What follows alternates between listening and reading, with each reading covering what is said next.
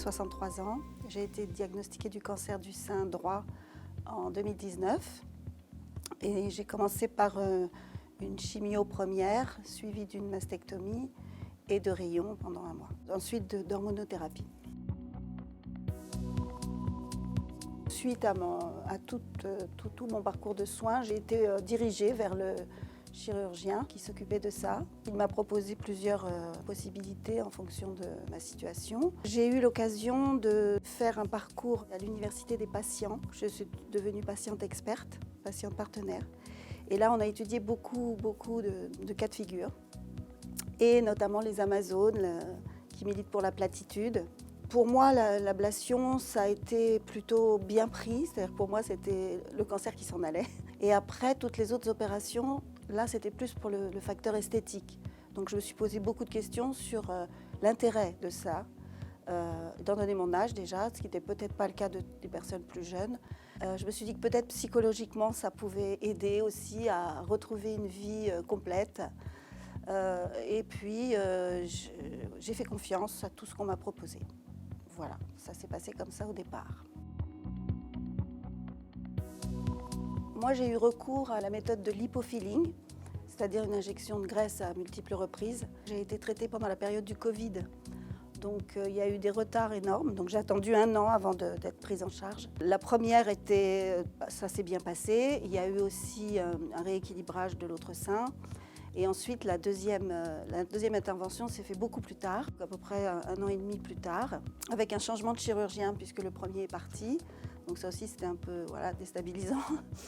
Et puis là, ça a été extrêmement douloureux et je ne m'attendais pas du tout à ces douleurs intenses, vraiment intenses. Donc j'ai presque regretté. J'étais au courant d'autres méthodes, mais j'ai été intéressée par le fait qu'on utilise ma propre graisse, d'autant que j'avais du ventre, je me suis dit ça va m'aider à en perdre. Donc j'étais plus intéressée dans ce sens-là. À différer. La méthode m'a été proposée bien après, puisqu'on m'avait fait l'ablation et aussi de ganglions. Donc c'était pas possible de le faire immédiatement. Ça m'a fait poser des questions sur le fait de peut-être accepter un petit peu trop les encouragements des médecins, qui sont tout à fait louables et que je respecte profondément.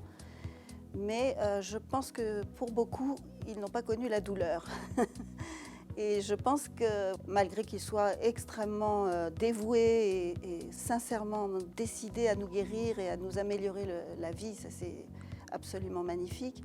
Mais voilà, ils n'ont pas le temps, c'est pas non plus, c'est pas eux qui peuvent s'étendre sur des tas de facettes psychologiques ou autres, il y a des services pour ça. Donc du coup, j'ai fait confiance, mais en même temps, j'ai pas eu suffisamment d'informations. Donc j'aurais peut-être à ce moment-là choisi de finir avec une prothèse plutôt que de... Parce que autant je me suis battue pour guérir du cancer avec toute ma détermination et ma volonté de vivre et de retrouver une vie, autant pour l'esthétique, souffrir comme ça m'a paru, c'est vraiment une interprétation personnelle, barbare. Donc en ce qui me concerne, j'ai beaucoup de souffrance pour quelque chose qui n'était pas si essentiel, parce que je vivais très bien avec ma prothèse externe. J'étais tout à fait bien, je fais de la danse, de la salsa, je fais plein d'activités à étincelles. J'avais pas besoin de ça, en plus. De vraiment faire équipe avec le médecin, avec le chirurgien. Sortir de cette position de sachant et d'ignorant. En fait, le patient a un savoir que lui seul peut exprimer et il peut apprendre aussi au docteur un certain nombre de choses qui ne sont pas d'ordre technique, évidemment, mais qui peuvent lui apporter un autre regard.